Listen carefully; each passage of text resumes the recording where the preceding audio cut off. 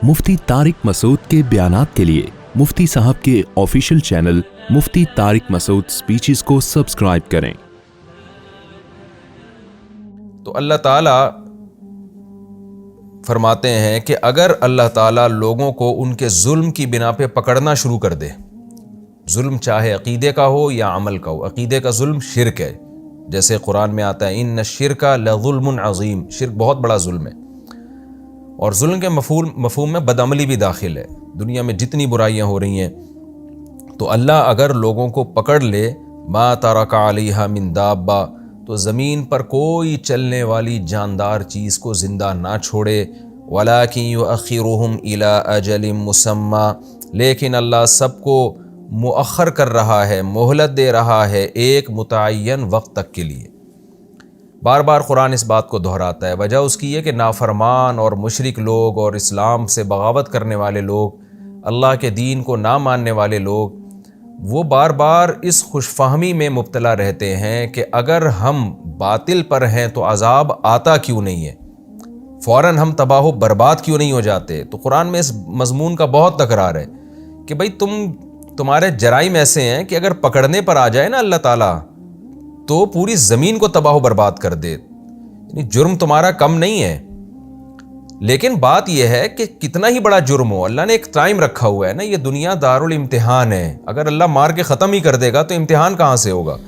तो इस खुशफहमी में ना रहो कि आखिरत में भी सज़ा नहीं मिलेगी। अल्लाह ने एक दिन रखा हुआ है, फ़इज़ा जाअ अजलुहुम, बस जब अजल आ जाएगी, मुद्दत आ जाएगी, ला यस्तअखिरून साअतन वला यस्तक़दिमून, तो ना ये मुअख्खर हो सकेंगे ना ये मुक़द्दम हो सकेंगे। यानी उस साअत से एक घड़ी भी इनको ताख़ीर नहीं होगी कि साअत आ जाए और अल्लाह इनको मोहलत दे दे, और ना ऐसे होगा कि साअत से पहले अल्लाह इनको मार दे। तो ना मुक़द्दम होंगे ना मुअख्खर होंगे। वयजअलून लिल्लाहि मा यकरहून व तसिफु अलसिनतुहुमुल कज़िब, और ये लोग अल्लाह के लिए उस चीज़ को बनाते हैं, मा यकरहूना, जिस चीज़ को ख़ुद ये नापसंद करते हैं। जैसे कि पिछले रुकू में आया था ना, अपने लिए बेटियां पसंद ही नहीं करते थे, तो उसकी निस्बत अल्लाह की तरफ कर रहे होते हैं। वतसिफु अलसिनतुहुमुल कज़िब, और इनकी ज़बानें झूठ बयान करती हैं। वो झूठ क्या है, अन्ना लहुमुल हुस्ना, कि इनके लिए अच्छा ठिकाना है। तो ये ज़बानें इनकी झूठ बोलती हैं, समझती है, दावा करते हैं कि अगर बिलफ़र्ज़ आखिरत हुई तो वहाँ भी हमें अच्छा ठिकाना मिलेगा, कि हमने कौन सा जुर्म कर लिया। ला जरमा अन्ना लहुमुन्नार, इसमें कोई शक नहीं है कि इनके लिए आग है। व अन्नहुम मुफ़रतून, और ये लोग आग में पहल किए जाएंगे, क्योंकि शिर्क और कुफ्र का गुनाह सबसे ज़्यादा है। तो इसलिए वहाँ भी मुशरिक को सबसे पहले जहन्नम की आग में डाला जाएगा। तल्लाहि लक़द अरसलना इला उममिन मिन क़ब्लिक, अल्लाह की कसम, हमने आपसे पहले भी बहुत सारी कौमों की तरफ पैगम्बरों को भेजा। फ़ज़य्यन लहुमुश्शैतानु अअमालहुम, शैतान ने उनके अमाल को उनकी नज़रों में मुज़य्यन कर दिया। इसकी तफसीर कई बार बयान की जा चुकी है कि शैतान क्या करता है, बुराई पे लेबल अच्छाई का लगा देता है, अट्रैक्टिव बना देता है उसको। तो जो भी शैतान को राज़ी करता है, जुर्म करता है, वो भी दलाइल के अंबार लगा देता है। आज इसकी सुबह शाम हम इसका मुशाहिदा करते हैं। हर बुरी से बुरी चीज़ पर जो है ना एक लेबल अच्छा लगा दिया जाता है, और उसको खुशनुमा नारों से मुज़य्यन कर दिया जाता है, हालांकि वो होती बुराई है। औरत की आज़ादी के नाम पे आप देख सकते हैं। इसी तरह बच्चों को माँ बाप का बागी बनाया जा रहा है, और उसको ह्यूमन राइट्स के नाम पे, कि बच्चों की आज़ादी के नाम पे। औरत को शोहर का बागी बनाया जा रहा है, उसको विमेन राइट्स के नाम पे, कि औरत का हक़ है। तो मुलाजिम को अपने मालिक से बागी बनाया जा रहा है। हर तरफ से बगावत का एक माहौल पैदा किया जा रहा है, और इंसानों के रिलेशन आपस में कमज़ोर हो रहे हैं। लेबल आज़ादी, लेबल आज़ादी। तो यही मतलब है, पिछली उम्मतों में भी ऐसे ही हुआ कि फ़ज़य्यन लहुमुश्शैतानु अअमालहुम, शैतान ने उनके अमाल यानी बुरे अमाल को उनके लिए मुज़य्यन कर दिया। फ़हुवा वलियुहुमुल यौम, बस आज भी ये इनका वली है। यानी वही शैतान जिसने पिछली उम्मतों को तबाह किया, आज भी इनका वली यही शैतान है। तो उसी तरीके से इनको तबाह कर रहा है जैसे पिछली उम्मतों को तबाह किया। वलहुम अज़ाबुन अलीम, और इन सब के लिए दर्दनाक अजाब है। वमा अंज़लना अलैकल किताब, अगली आयत का जो मफ़हूम है वो ये है کہ جب شیطان ہر برے عمل کو مزین کر کے پیش کر رہا ہے تو ضرورت اس بات کی تھی کہ اللہ آسمانی وحی نازل کر کے خود لوگوں کو ایکسپلین کرے، ڈیفائن کرے کہ صحیح کیا ہے اور غلط کیا ہے، کیونکہ اللہ سے زیادہ بات کسی کی درست نہیں ہو سکتی۔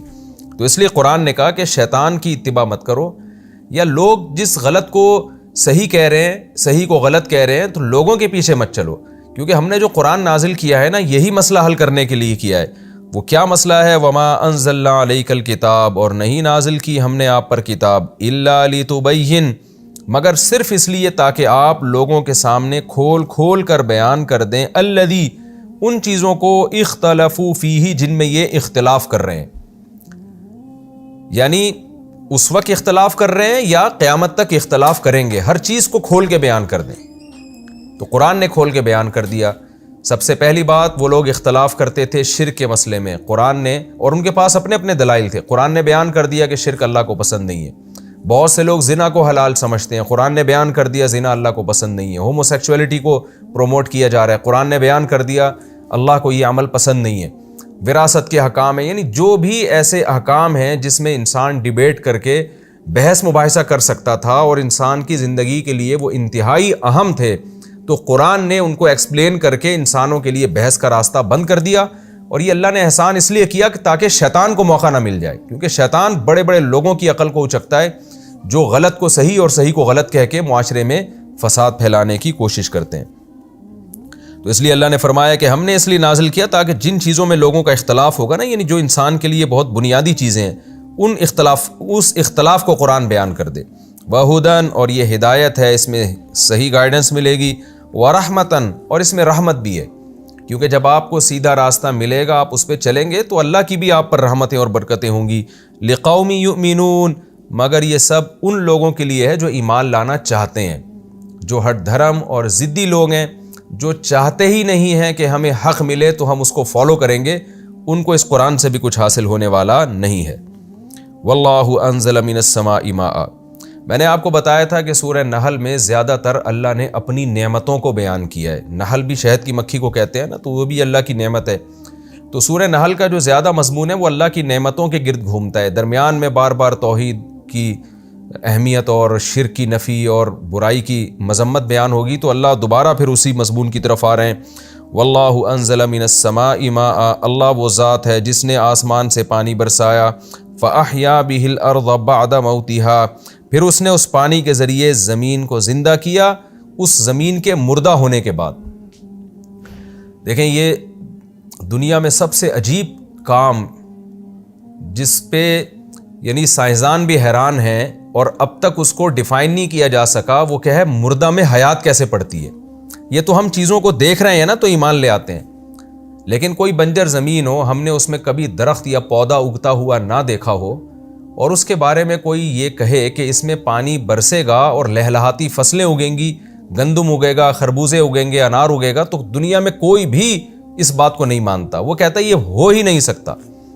ہم اس لیے مان رہے ہیں کہ ہم صبح و شام یہ منظر اپنی آنکھوں سے دیکھ رہے ہیں۔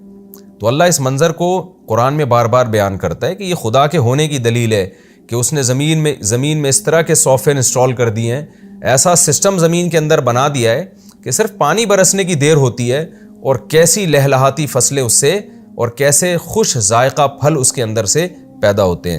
تو واللہ انزل من السماء ماء، اللہ وہ ذات ہے جس نے آسمان سے پانی برسایا، فاحیا بہ الارض بعد موتها، پھر اس نے اس پانی کے ذریعے زمین کو زندہ کیا اس زمین کے مردہ ہونے کے بعد۔ ان فی ذلک لآیہ، بے شک اس بات میں بڑی نشانی ہے، لقوم یسمعون، ان لوگوں کے لیے جو سننا چاہتے ہیں، جو چاہتے ہیں کہ ہم حق کو سنیں تو اس کو فالو کریں گے، جو چاہتے ہیں، تو ان لوگوں کے لیے صرف اس زمین میں ہی بہت بڑی نشانی ہے کہ یہ زمین خود نہیں بن سکتی، یہ نظام خود بخود وجود میں نہیں آ سکتا، اور جس نے یہ نظام بنایا ہے وہ انسان پر بہت مہربان ہے۔ یہ تمام چیزوں کی نشانیاں اس عمل میں موجود ہیں۔